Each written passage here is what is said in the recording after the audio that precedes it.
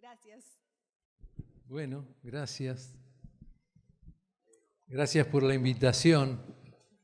Qué bueno fue compartir el tiempo de alabanza. Somos iglesia, distintos grupos, pero el Señor nos bendice. Y es bueno estar en esta mañana acá con ustedes. Conocemos a muchos, nos alegramos de estar acá. Y yo quería en esta mañana hablar un poquito de la gracia. Esa gracia que... Voy a cambiar los lentes, disculpen. Se nota la edad, pero bueno, es así. Esa gracia de la que hablamos, de la que conocemos. Hasta hay un periodo del tiempo que es este que se denomina periodo de la gracia. Como si la gracia de Dios comenzara recién después de Jesús, pero sabemos Dios todopoderoso, omnisciente, todo amor. Él es un Dios de gracia desde siempre. La salvación estaba antes que nos hiciera. Pero bueno, esta gracia que nos cuesta, hablo por mí, nos cuesta a veces tener dimensión completa de lo que es la gracia. Porque es como que cantamos de la gracia, hablamos de la gracia, escuchamos de la gracia, hasta nos tomamos la atribución de discutir inclusive de la gracia. Pero estamos metidos en esta humanidad, somos tan finitos. Y a veces nos cuesta entender lo que es la gracia. La gracia se contrapone a las obras. Es lo contrario, es un Dios amoroso que nos ha dado lo que quiere decir gracia, ¿no? Regalo no merecido. Y Pablo escribe en Efesios algunos versículos. Yo quiero, antes de introducirnos en el tema específico, porque quiero hablarte en esta mañana de los privilegios de la gracia. Pero Pablo, escribiendo a los de Éfeso, dice: antes ustedes estaban muertos a causa de su desobediencia y sus muchos pecados. Eso en el versículo 1. El versículo 4 dice: pero Dios es tan rico en misericordia y nos amó tanto que a pesar que estábamos muertos por causa de nuestros pecados, nos dio vida cuando levantó a Cristo de los muertos. Y agrega ahí como una aclaración: es solo por la gracia de Dios que ustedes han sido salvados. El versículo 5 dice: Dios los salvó por su gracia cuando creyeron. Ustedes no tienen ningún mérito en esto. Es un regalo de Dios. La salvación no es un premio por las cosas buenas que hayamos hecho. Así que ninguno de nosotros puede jactarse de ser salvo. Mi hermano, la gracia es algo que se disfruta, se vive solo desde la fe, porque nos resulta muy difícil poder abarcar lo que significa la gracia. Y como te decía, hoy quería hablar de algunos privilegios que tenemos en la gracia. Privilegios que a veces no conocemos, los ignoramos, y cuando los ignoramos nos cuesta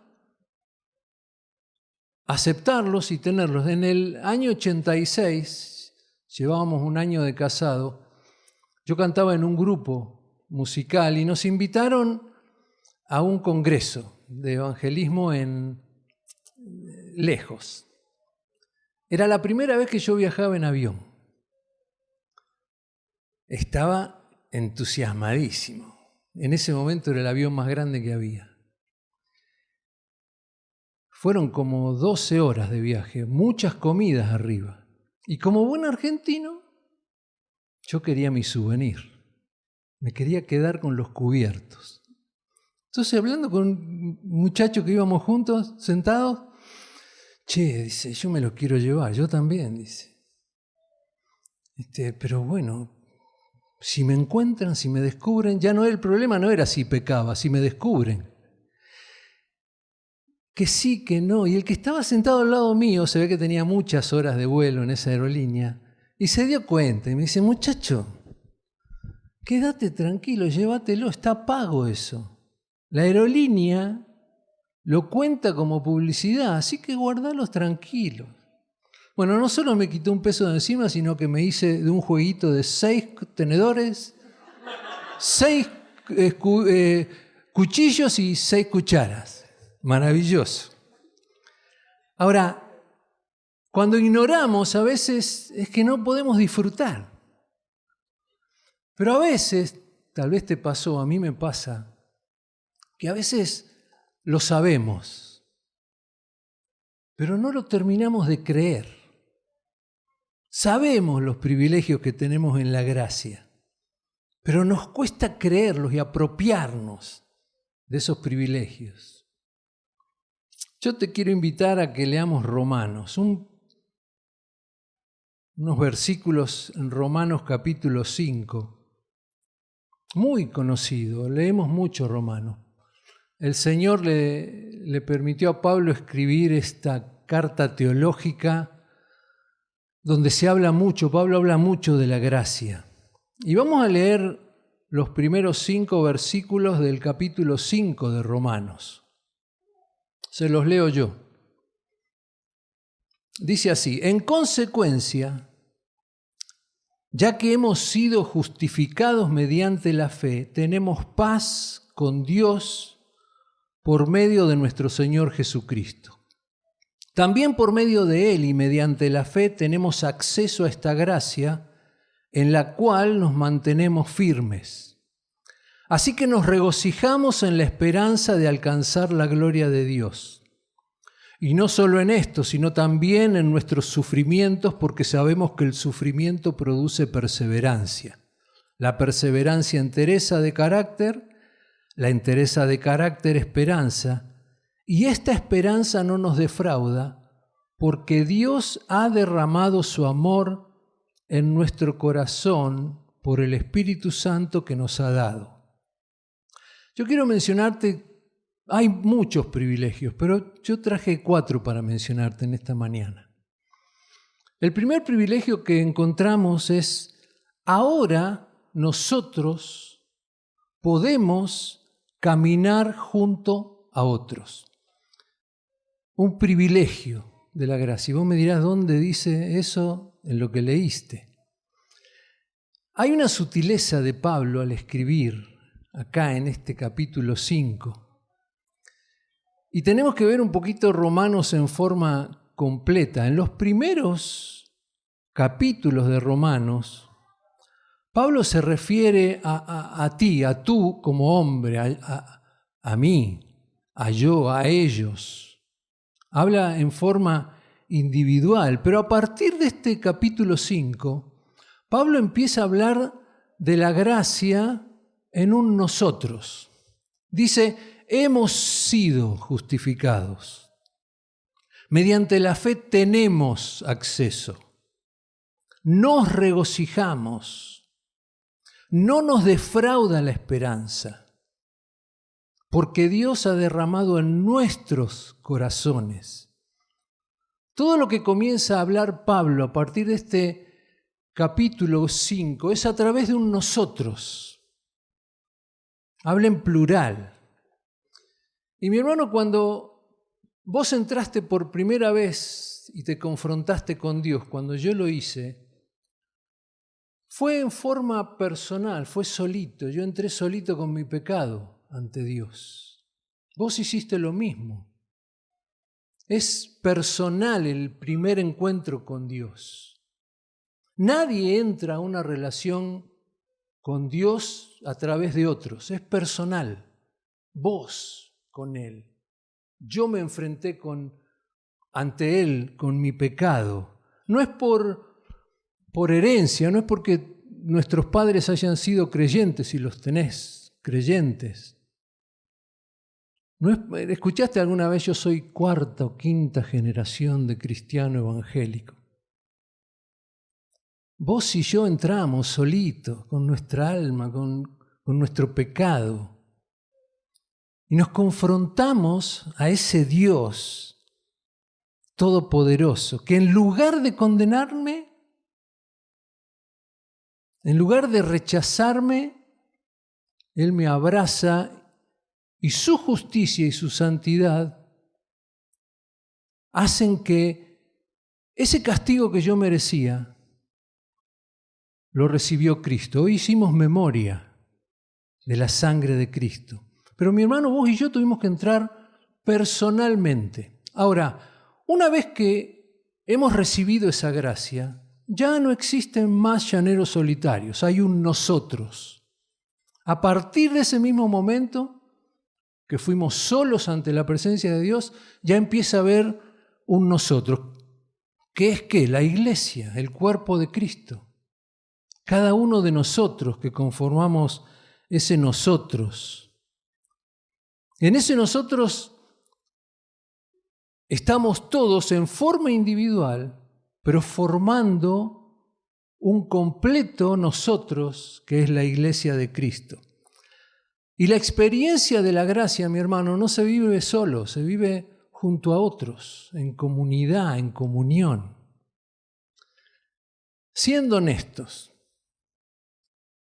apelo a tu honestidad. Siendo honestos, ¿hubieses elegido a todos acá?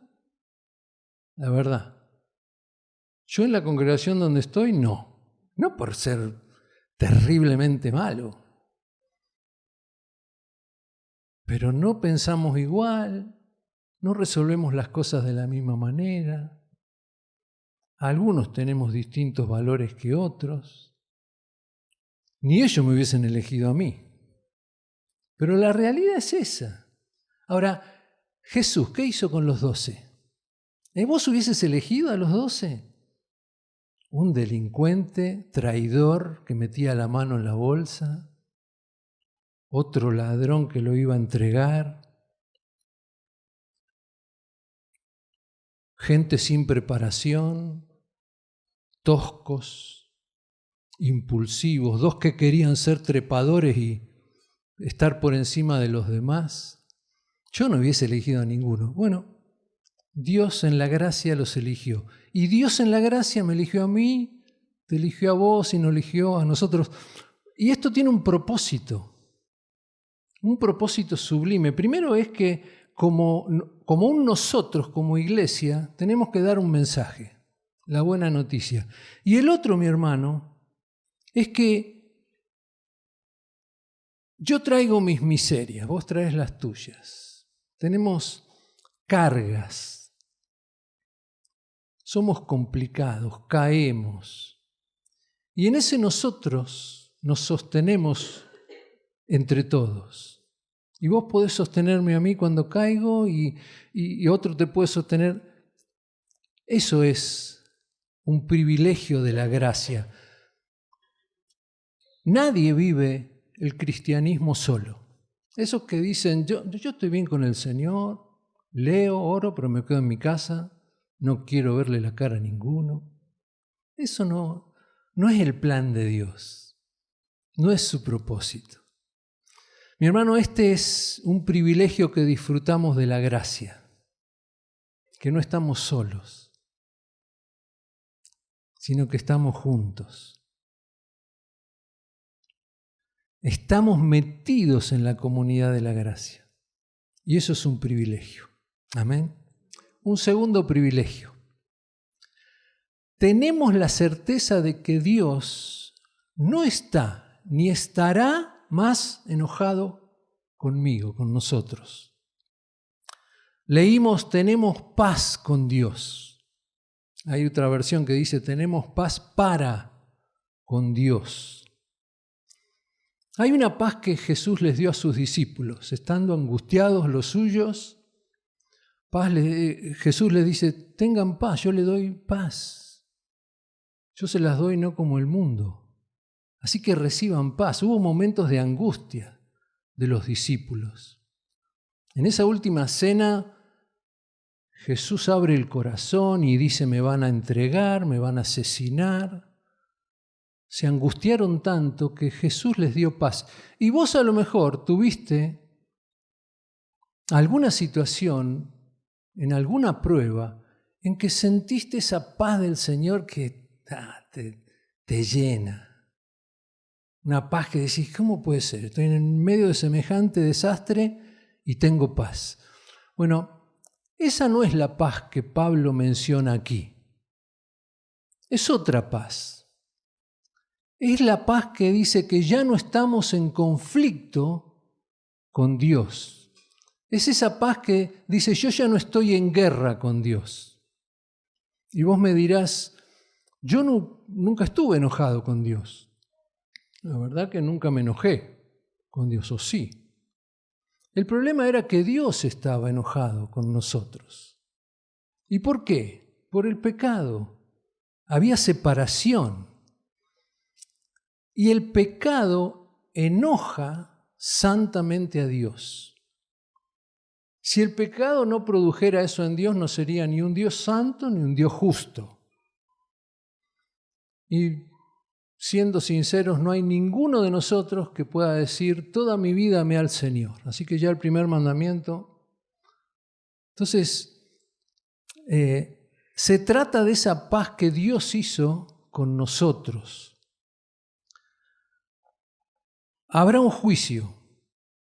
Y los únicos que estaremos con el Señor somos los que estamos en paz con Él, somos sus hijos. Los demás van a otro lado, nosotros vamos a estar con Él. Esto sucede porque nuestro Padre que nos ama, nos mira no personalmente, sino a través de Cristo. Mi hermano, entre Dios y nosotros está la cruz, está Jesús.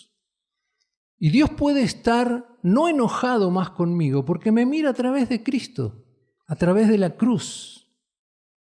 No sé si escuchaste ese pensamiento de algunos que dice, lo que me está pasando es porque Dios está enojado conmigo.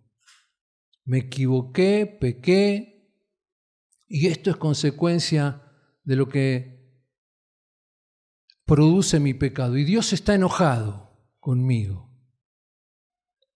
Mi hermano, por supuesto que Dios no tolera el pecado. A Él lo entristecemos, pero Él ya no está más enojado. Mi pecado lo entristece a Dios. Es la actitud de un padre. A ver, ¿quiénes tuvieron padres que les pusieron límites? ¿A cuántas cosas nos dijeron que no? ¿Cuánto? Nosotros mismos les ponemos límites a nuestros hijos, esperemos. Y cuando nos equivocábamos, nuestros padres nos disciplinaban. Cuando nuestros hijos se equivocaban, hoy ya los nuestros son tremendos muchachos, hacen sus vidas, pero nosotros los disciplinábamos. Mi hermano, eso es lo que hace Dios con nosotros. No es un enojo el de Dios, es la misericordia de amarnos, un privilegio enorme de que no es enojo el de Dios, es corrección, es amor, es misericordia. Mi hermano, ya no tenemos condenación, estamos en paz. Él está en paz con nosotros. Y un privilegio de la gracia es, Él ya no está enojado con nosotros. Dice Colosenses 1, 19 y 20, por cuanto agradó al Padre que en Él habitase toda plenitud y por medio de Él reconciliar consigo todas las cosas, así las que están en la tierra como las que están en los cielos, haciendo la paz mediante la sangre de su cruz.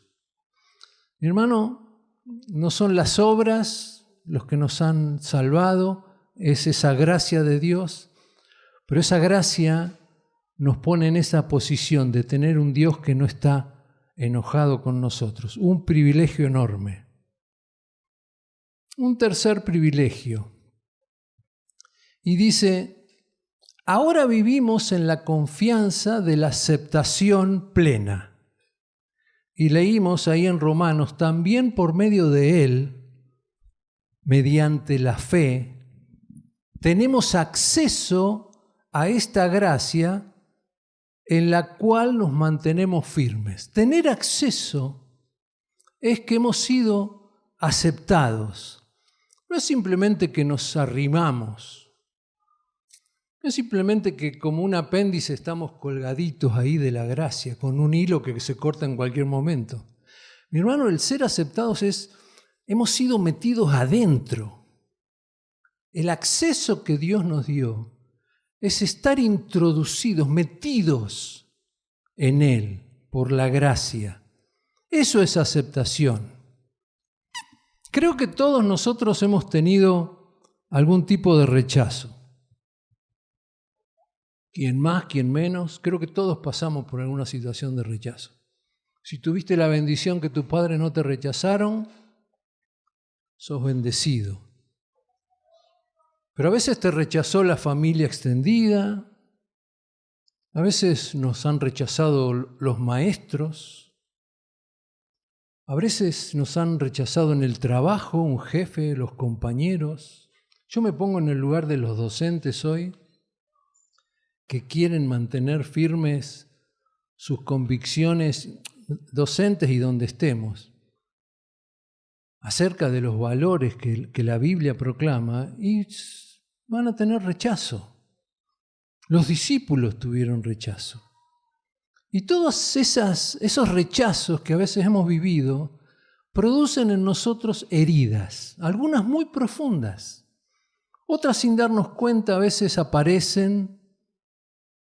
Y nuestra vida, mi hermano, no ha sido diseñada para tener rechazo. Cuando Dios nos creó en perfecta comunión con Él. Estábamos unidos a Él. Charlaba el hombre con Dios, conversaba. Había una comunión estrecha. Por eso el rechazo no es parte original. Pero bueno, el pecado se metió. Y eso es lo que pasa cuando hay pecado, hay rechazo. Pero es por la fe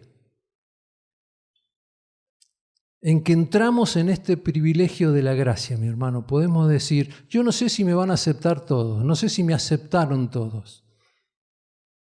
Pero mi hermano, el Señor de señores, el Rey de reyes, el Todopoderoso, el Creador, de lo que veo, de lo que no veo, me acepta. Me acepta como soy. Estar metido, no colgado ahí, metido. Eso es aceptación. Y créeme, eso es un privilegio. David había sido ungido como rey. Todavía no estaba gobernando, estaba Saúl, pero David ya había sido ungido rey. Y David vivió un tiempo, por culpa de Saúl, que encima era su suegro, era familia, de aceptación y de rechazo. Ahí estaba David. De golpe Saúl tenía ese espíritu malo, lo mandaba a llamar a David para que lo ministrara con la música. Y de pronto le agarraba la chiripiorca o la tanada, como decía mi abuelo, agarraba una lanza, escapó varias veces David. En una de esas escapadas que él huye, él escribe el Salmo 27, después léelo. Un salmo donde David expresa cómo se sentía por ese rechazo. Y él hace una oración, él le hace una petición a Dios. Yo te cuento lo que le hubiese pedido a Dios si estoy en la situación de David. Que lo parta un rayo, Señor. Que se patine en la bañadera y pegue contra... Que cruce San Martín y lo atropelle la autobomba, mientras no maneje Benjamín, claro. Escuchá lo que David le pide. Una cosa, Salmo 27:4, una cosa le pido al Señor, y es lo único que persigo: habitar en la casa del Señor todos los días de mi vida para contemplar la hermosura del Señor y recrearme en su templo. David había sido ungido rey, no sacerdote. Pero David conocía el ámbito de la gracia. Y él En lugar de pedir destrozarlo a Saúl, Señor, que habite en tu presencia. David sabía lo que era disfrutar ese ámbito de gracia, donde él era aceptado. ¿Alguien más pecador que David? Y Dios, a la vejez de David, dice, este es un hombre conforme a mi corazón. ¿Por qué? Porque David disfrutaba de esa aceptación, de esa gracia, de esa comunión. Cuando Jesús muere en la cruz, el velo se rasga de arriba abajo. Y ya no era necesario que un sacerdote una vez al año entrara. Todos ahora teníamos acceso a ese lugar. Hebreos 10, 19 y 20 dice, así que hermanos, mediante la sangre de Jesús, tenemos plena libertad para entrar en el lugar santísimo por el camino nuevo y vivo que Él nos ha abierto a través de la cortina, es decir, a través de su cuerpo.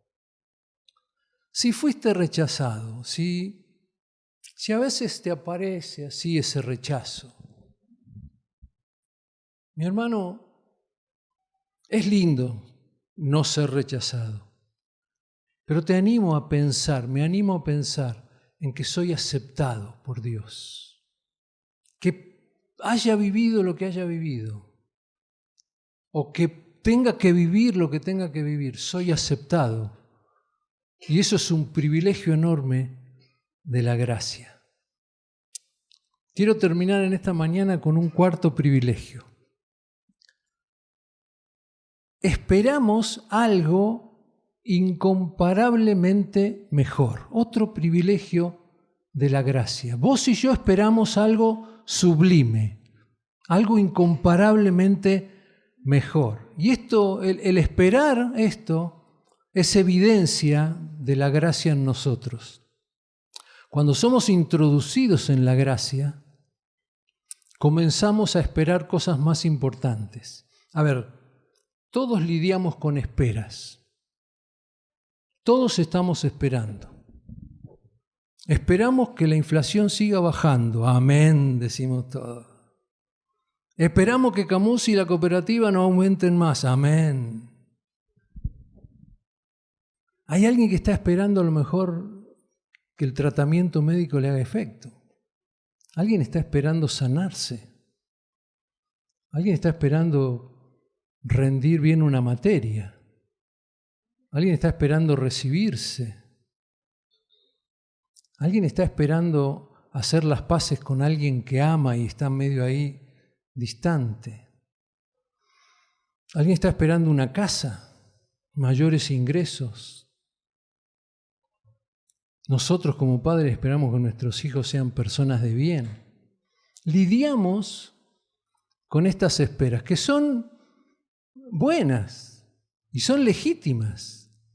Pero mi hermano, a veces el estar metidos en estas esperas nuestras cotidianas nos hace olvidar lo mayor, lo que estamos esperando, una esperanza mucho mayor. Y leímos ahí en Romanos, así que nos regocijamos en la esperanza de alcanzar la gloria de Dios.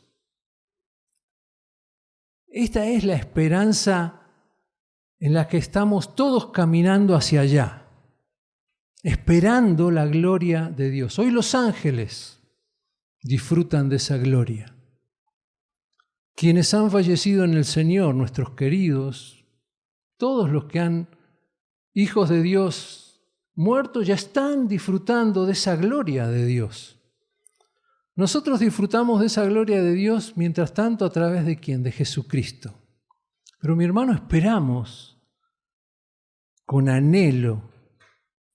El objeto de nuestra esperanza es ver el glorioso esplendor de Dios que se va a desplegar a la vista de todos nosotros.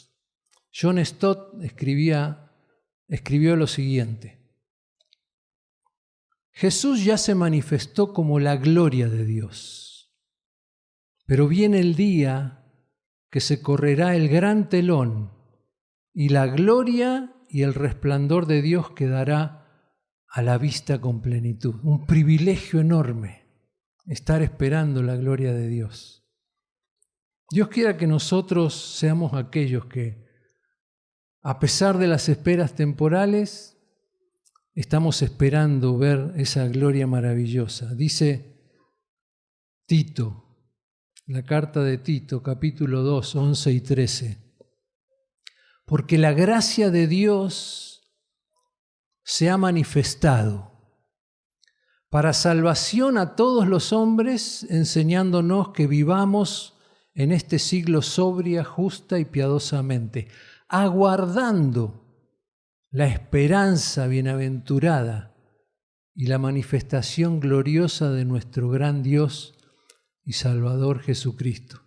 Mi hermano, si no lo sabías de estos privilegios, bueno, hoy ya tenés algo más. Si te pasó como a mí, que muchas veces sabiéndolo no me los apropié, bueno, que ese sea nuestro caminar de ahora en adelante, apropiarme por fe de estos privilegios de la fe. Ahora no somos individuales, somos nosotros. Tenemos la certeza que Dios ya no está enojado con nosotros.